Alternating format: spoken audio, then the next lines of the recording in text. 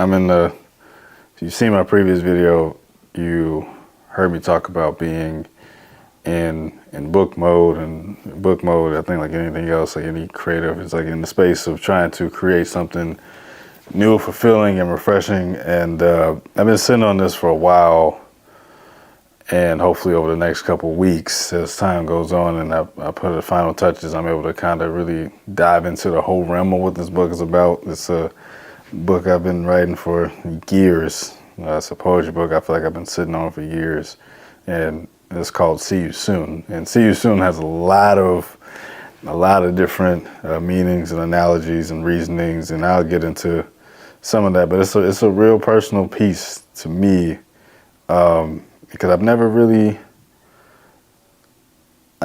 got a chance to really unpack a lot of stuff I feel like that's happened in my life. And See You Soon is like is an anthem or a time marker to a lot of situations that's happened to me. It's very personal. It's very reflective.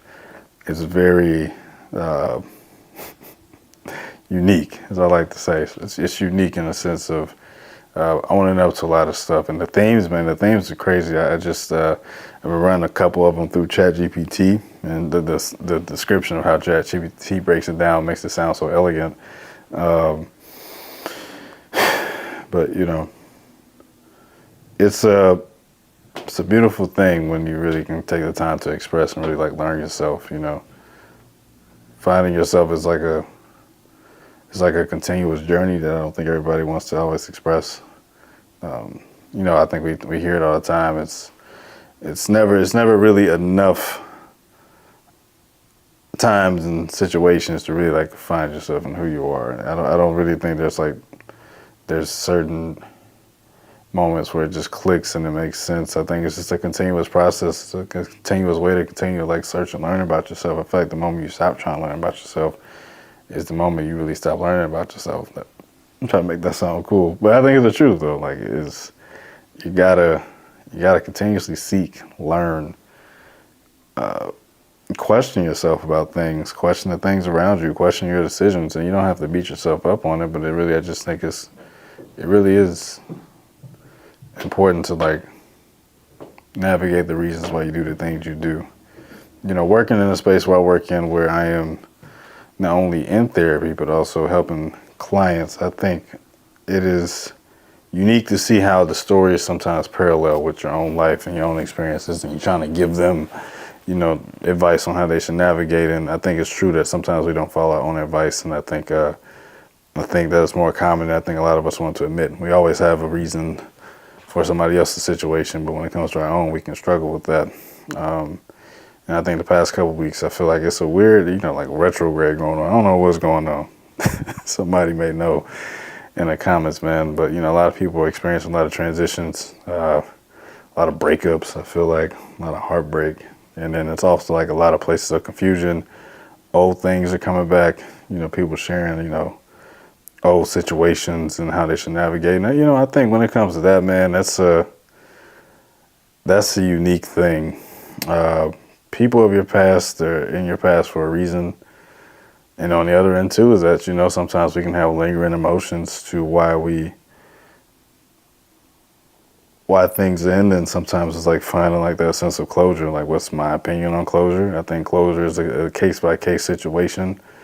I do think some situations can happen where you don't really need any closure. All it does is reopen wounds.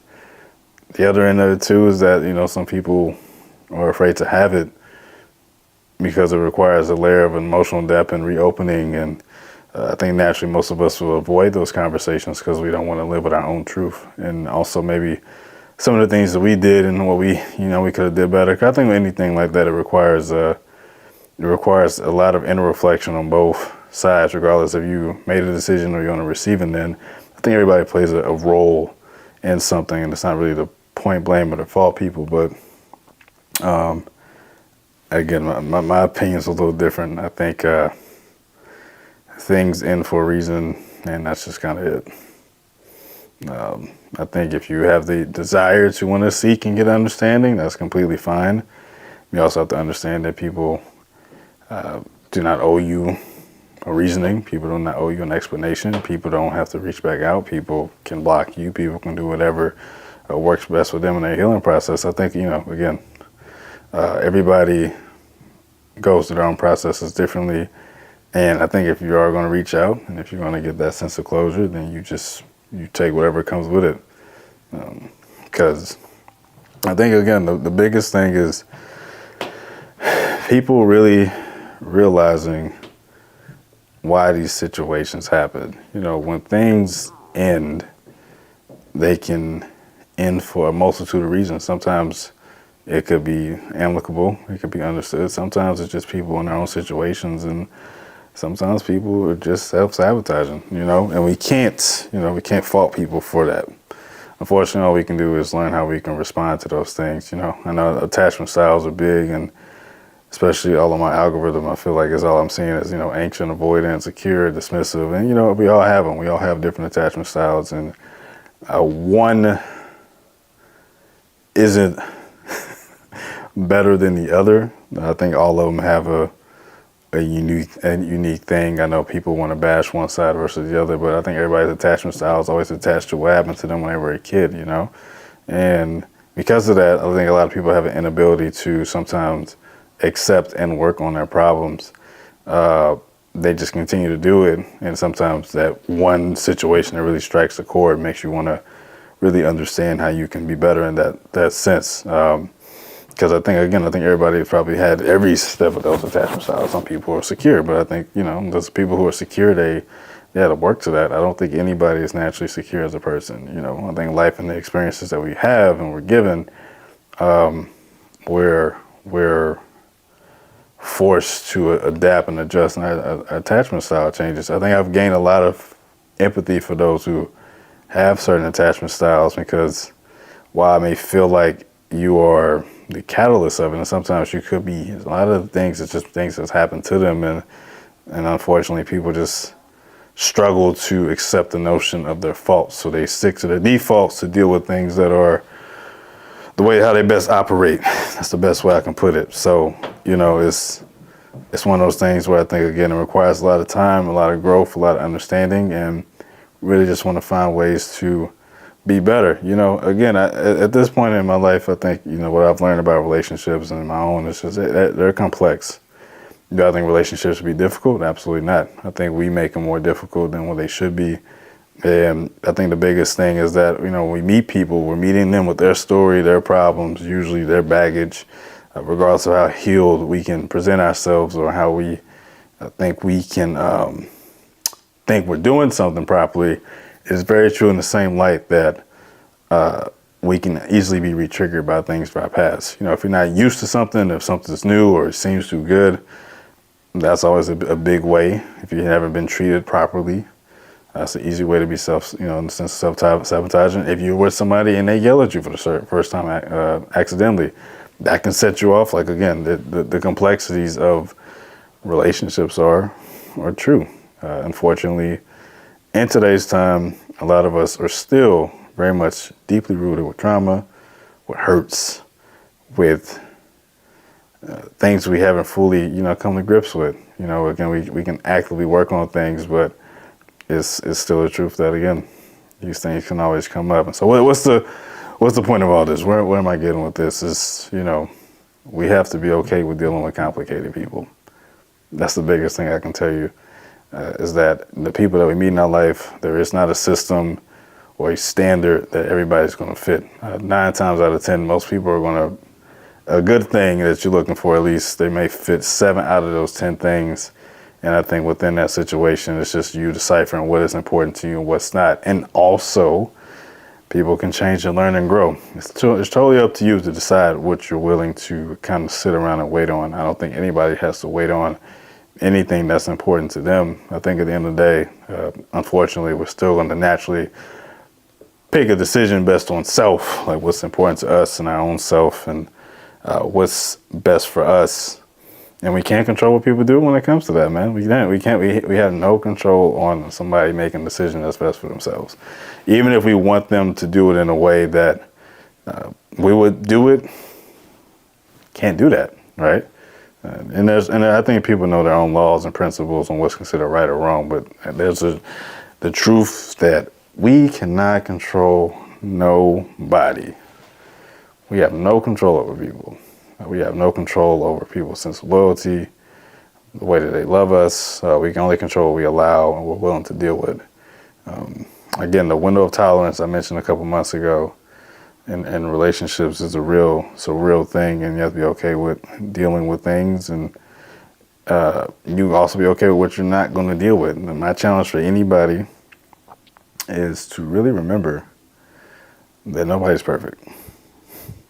So, in my fairest opinion, some people's standards are so high that they'll never be reached. And another toxic thing I think is really important is that people's chapters change, and how they represent themselves and their character matters most, more so than what they can do for you. And I think in our time today, we're so focused on what somebody can do for us right now versus the long term.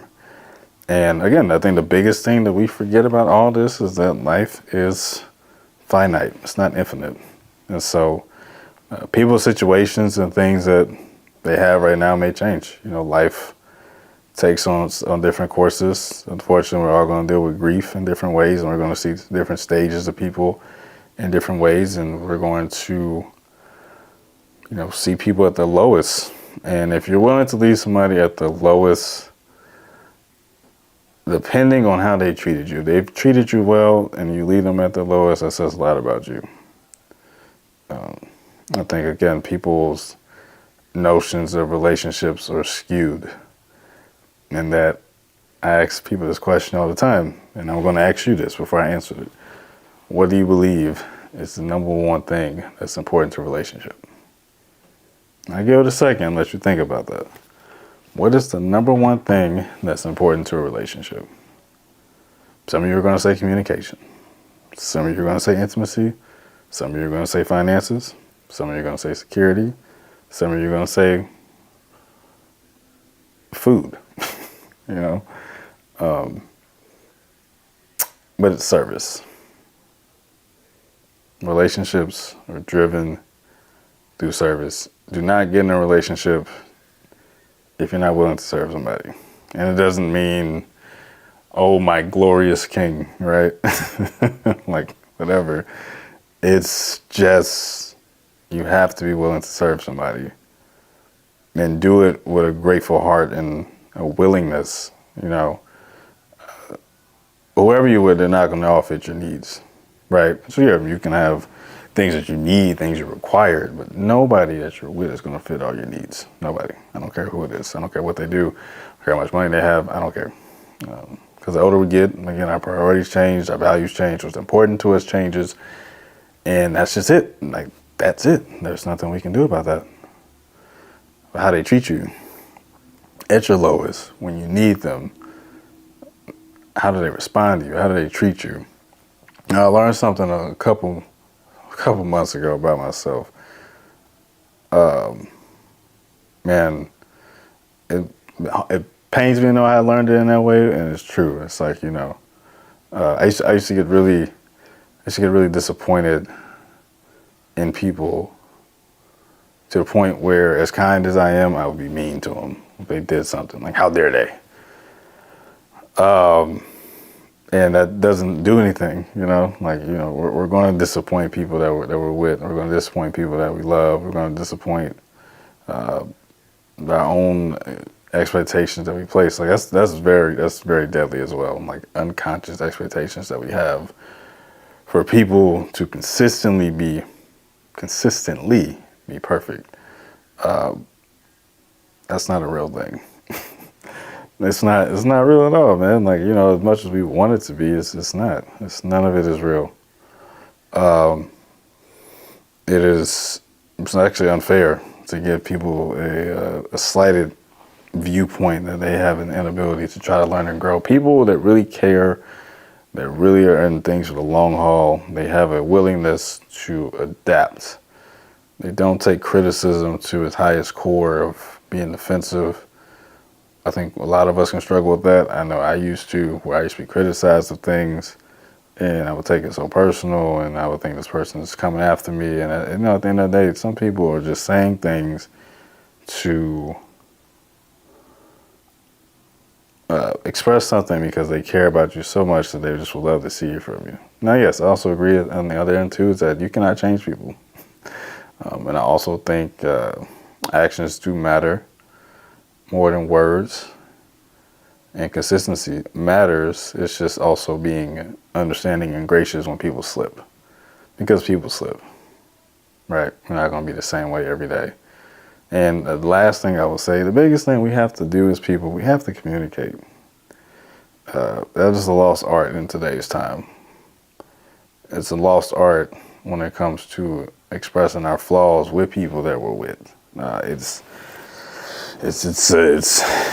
damaging to a sense, I feel, because people are so afraid of being vulnerable, of sharing their flaws because of things that could happen in the past, or even the person they're currently with, but they've been ridiculed and things like that, that they don't share anything at all. And so it's a lot of people just playing a lot of guessing games and who's doing what, and they should read my mind. And, again, these are all toxic ways of thinking. Real relationships, healthy relationships, they require a lot of growth. They require a lot of uncomfortable conversations. And again, it is driven in the roots of the word service. You have to have a willingness and ability to serve. If you do not have that mindset, do not be in a relationship. Yes, your needs matter. And a relationship is a partnership. It is a commitment to love somebody else. It's not a commitment to just love yourself. I know that sounds crazy, because you should love yourself, right? But if you're just only going to love yourself, don't be in a relationship. If a relationship is one-sided, where you're giving more than what you're getting back, don't be in a relationship.